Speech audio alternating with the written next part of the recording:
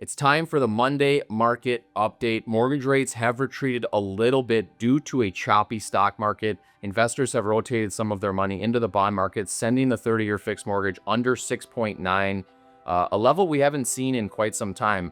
But that said, the affordability index has gone down over time and has eroded all the way down to 119, which means that the median earner in our Twin Cities market can afford about 119% of the median priced home.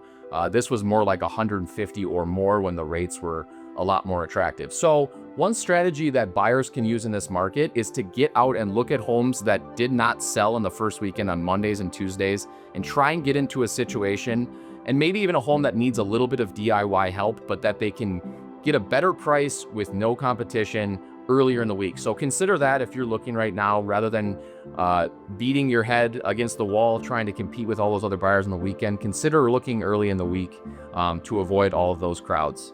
Hope this is helpful for you. We'll see you next week.